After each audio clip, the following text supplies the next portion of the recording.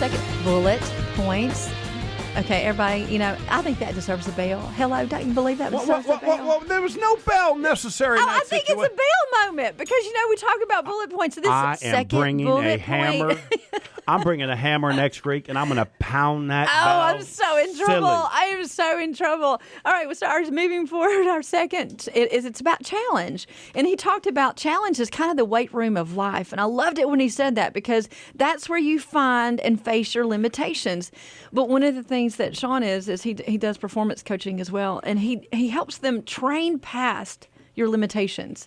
And I love that because, it's the strength training. I mean, it's what you must embrace is you've got to embrace those challenges in your lives. Everybody faces the challenges on a personal as well as a business level. But that's what you have to do. You have to have the courage to face the challenge. And so I love that because then he talked about it being transformed into strength and endurance. Right. Here's how I'm going to say that. I tell this people all the time. You do not know your limitations. No, you don't. You do not. I know you think you do, right? It's why I adore these big thinking business people, right? I mean, they're the ones that just, again, I don't want to bring up politics, but Donald Trump, he's the guy, this is going to be the hugest, the biggest, the best building of all time, right? And the truth is, he really is just taking this thing to the limit and to an extreme point.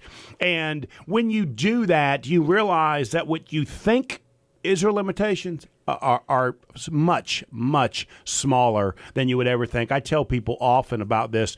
When I very first opened up my first restaurant, my mom got a second mortgage on her home for $12,000 to get me in business for the small little sandwich shop. Yeah. And my goal was I wanted a Cadillac in the garage and a home on the lake.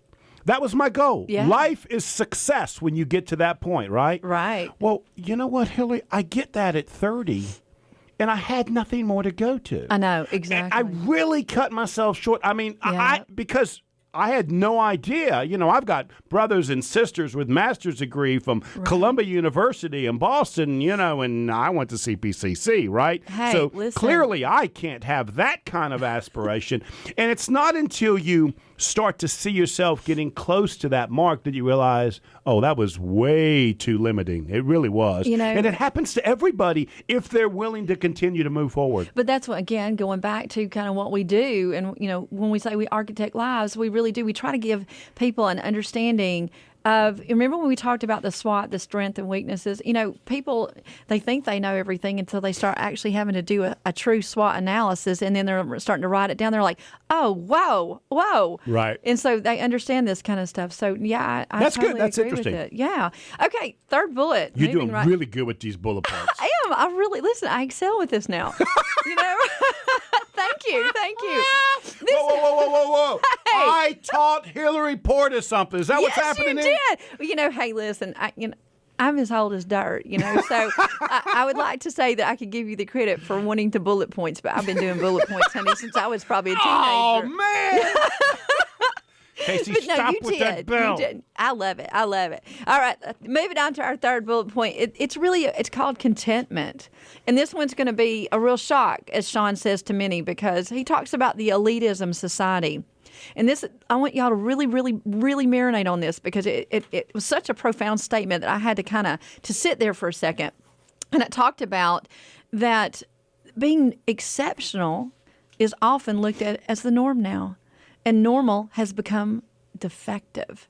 Oh my gosh, I had to park on that for a few minutes because I thought, oh gosh, wow. I had to wrap my head around that because, success for some of us, again, it could be a Cadillac and a house at the lake, or it can just be getting out of bed in the morning for some. And you know what? That's a huge win depending on your situation. And it's, some people look down upon the stay-at-home mom, which, oh my gosh, that should be glorified and totally celebrated because there is so much to that. And it's about really what is normal anymore. Normal is so different for everybody. I think that's the huge thing.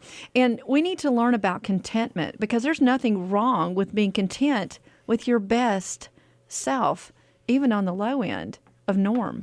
What society calls norm. And that's just a slow indoctrination of just, you don't want me to get started on that. But it's true because, people really think, okay, I've got to have a house at the lake, I've got a house at the mountain, I've got to have this, I've got to have that. But what they do is they work themselves into a frenzy and they don't live. And they lose relationships, and they, I'm going to get all passionate about it. I just feel it. Oh my gosh, you're going to have to preach, girl. Preach. I know it's coming on. It's coming on, but it's true. And then they lose themselves, and they lose who they are, and lose what is meaningful and significant in your lives. And then they wake up and they're empty and they're alone.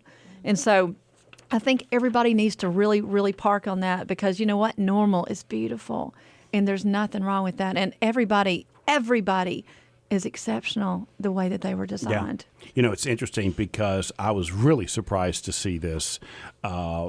It is the number one prayer that I pray for the Lord to help me be content. Absolutely. Because that's not easy. And because every time you get on TV, they're telling me I need something else. You can't even walk through the grocery store. I should look differently. I should be differently. I should act differently. Yeah. Absolutely.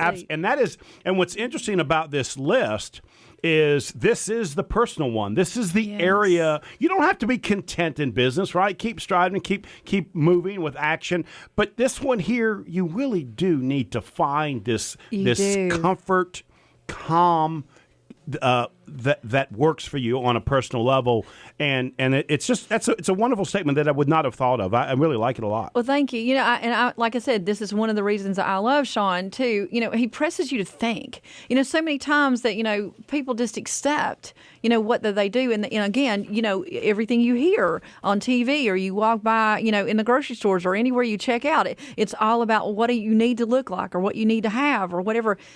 It's not promotive of being your most authentic self and just being the best you could be. It doesn't allow you to decide what you want, whatever that is. I know. And to really give that confidence. So again, the 3 C's to me were just I thought it was a perfect framework, for us to live intentionally and purposefully, which is what I'm all about. Let me rephrase it again. The 3 bullet points were... Go right ahead. Hit it home. I'm going to do it. Are you ready? Hit it home. It's courage. Okay, that's her first bullet point. Challenge. There we go. And contentment. Okay? That'd have been great if Casey would have stopped with that bell. I love it. Casey's with me. But, the truth is that we really do need to use this framework that Shaun has. And I encourage everybody to go to Shaun Goodsell. It's SHAUN Goodsell, GOODSELL.com. He is a phenomenal coach as well as just a great thinker of our time.